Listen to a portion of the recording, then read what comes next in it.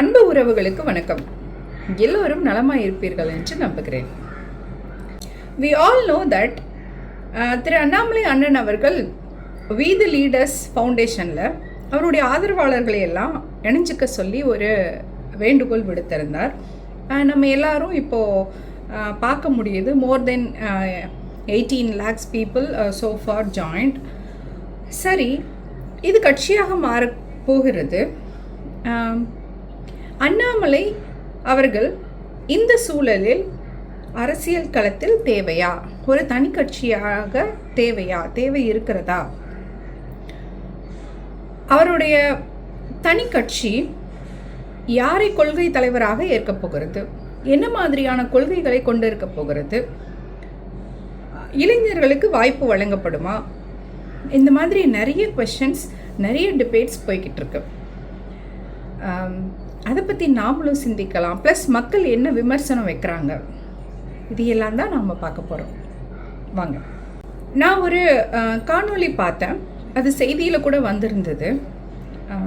ஒரு பிரபலமான ஊடகத்தில் ஒரு பேட்டி எடுக்கிறாங்க மக்கள்கிட்ட போய். திரு அண்ணாமலை அவர்கள் கட்சியை ஆரம்பிக்க போகிறதா சொல்கிறார்.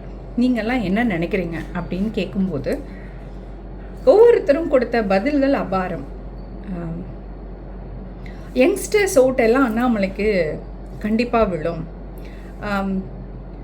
அப்படின்னு ஒருத்தர் அவங்க வந்தால் நல்ல மாற்றத்தை ஏற்படுத்துவார், கண்டிப்பாக அவர் வரணும் அப்படின்னு இன்னொருத்தர் என்ன சொல்கிறாருன்னா, இது ரொம்ப நல்ல விஷயம், இளைஞர்கள் அரசியலுக்கு வரணும், அதுவும் அண்ணாமலை அவர்கள் மாதிரியான ஒரு இளம் தலைவர் நம்ம மண்ணுக்கு இப்போ தேவை அப்படின்னு சொல்லியிருந்தார். இன்னொருத்தர் என்ன சொன்னார்னா, அண்ணாமலை ஒரு ஜென்டில்மேன், அண்ணாமலை தெளிவாகவும் ரொம்ப அறிவுபூர்வமாகவும் யோசித்து பேசக்கூடியவர், அவர் கட்டாயம் வரணும், படித்தவங்க திறமைசாலிங்களுக்கு அரசியலில் இடம் கண்டிப்பாக இருக்குது அப்படின்னு சொல்லியிருந்தார். இன்னொருத்தவங்க, அவர் நல்ல முடிவு எடுத்திருக்கார், அருமையான முடிவு, அவரோட பேச்சுக்கு இளைஞர்களோட பட்டாலும் கூடிக்கிட்டே இருக்குது, ரசிச்சுக்கிட்டே இருக்குது, இந்த அறிவுபூர்வமான சிந்தனையை இளைஞர்கள் ஃபாலோ பண்ணணும் அப்படின்னு சொல்லி ஒருத்தர் சொல்லியிருக்கார். இன்னொருத்தர் என்ன சொன்னார்னா, இவர் ஒரு ஐபிஎஸ் அதிகாரி, அவர் வர்றதில் எனக்கு ரொம்ப சந்தோஷம், அவருக்கு ஆளுமை திறமைங்கிறது ஜாஸ்தி, நம்பக்கூடியவர், எளிய மக்கள்கிட்ட ரொம்ப நல்லா பழகக்கூடியவர், அவர் ஐபிஎஸ் ஆஃபீஸராக இருந்ததுனால பை டிஃபால்ட் அவருக்குள்ள அந்த அட்மினிஸ்ட்ரேஷன் ஸ்கில்ஸ் இருக்குது. ஸோ அந்த மாதிரி ஒரு பர்சன் இந்த நாட்டை ஆள்றது இந்த மண்ணுக்கு சிறப்பு அப்படின்னு சொல்லியிருந்தாங்க. இந்த மாதிரி எனக்கு ஏகப்பட்ட பாசிட்டிவ் ஃபீட்பேக்ஸ்.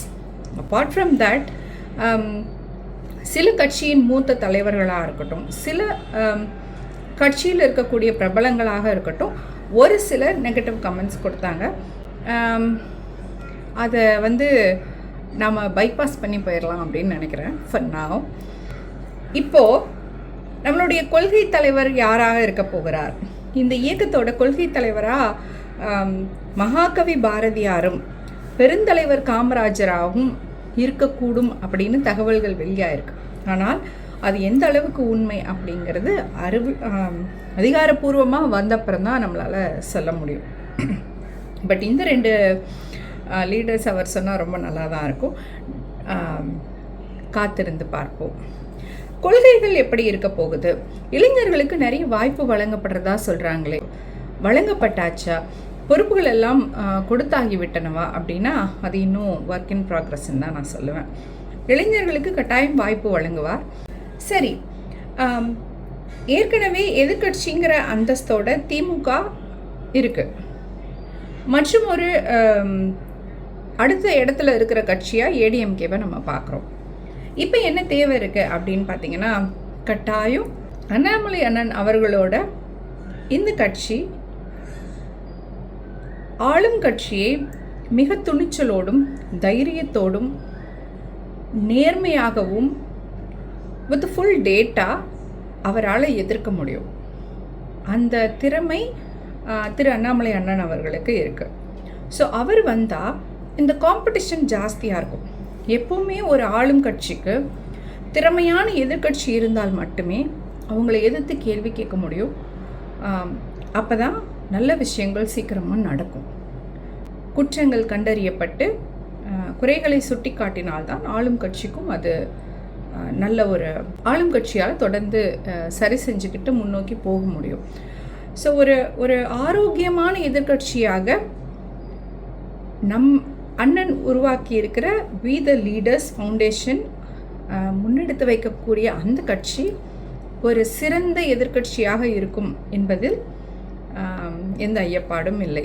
சட்டமன்றத்தில் போய் தான் கேள்வி கேட்கணும்னு இல்லை, அண்ணன் கண்டிப்பாக வெளியே இருந்தே நல்லா கொஸ்டின் பண்ணுவார். So we are waiting. எதிர்கட்சிங்கிறது ஆளுங்கட்சி பண்ணுற எல்லா விஷயத்தையும் எதுக்கிறதும் நல்ல விஷயங்களுக்கு முட்டுக்கட்டையாக இருக்கிறது இல்லை என்னோட பார்வையில். எதிர்கட்சின்னா அவர்கள் செய்யக்கூடிய குறைகளை சுட்டி காட்டி நல்ல விஷயங்களை right we agree with you, நீங்கள் நல்லா பண்ணிகிட்ருக்கீங்க, நாங்கள் உங்களை பாராட்டுறோம் அப்படின்னு சொல்லி போகிற ஒரு ஆரோக்கியமான அரசியலாக வருங்காலம் இருக்கும்னு நான் நம்புகிறேன். திரு பேரறிஞர் அண்ணா அவர்களும் பெருந்தலைவர் காமராஜர் அவர்களும் இந்த மாதிரியான அரசியலைத்தான், எஸ்பெஷலி பெருந்தலைவர் காமராஜர் அவர்கள் ரொம்ப ரொம்ப ரொம்ப கண்ணியமான ஒரு அரசியலை முன்னெடுத்து சென்றார். அந்த மாதிரி ஒரு அரசியலுக்கு திரு அண்ணாமலை அண்ணன் அவர்களுடைய வருகை மிக முக்கியத்துவம் வாய்ந்ததுன்னு நான் நம்புகிறேன். ஒரு டேலண்டட் அட்மினிஸ்ட்ரேஷன் ஸ்கில்ஸ் இருக்கிற ஒரு லீடர், ஒரு ஹானஸ்டான பர்சன், ஒரு ஹம்பிளான ஹியூமன் பீயிங், இப்படி ஒரு சிறந்த அரசியல் தலைவருக்கான அனைத்து குவாலிஃபிகேஷனும் இருக்கிற திரு அண்ணாமலை அவர்கள் கூடிய விரைவில் கட்சியை ஆரம்பிக்கணும். கட்சியோட சின்னத்தையும் கொடியையும் நேமையும் இப்படி அனௌன்ஸ் பண்ணணும் அப்படின்னு நாம் காத்துக்கிட்டுருக்கோம். இந்த தகவல் உங்களுக்கு பயனுள்ளதாக இருக்கும்னு நினைக்கிறேன். மற்றும் ஒரு சிறந்த காணொளியோடு உங்களை நான் மீண்டும் சந்திக்கிறேன். நன்றி.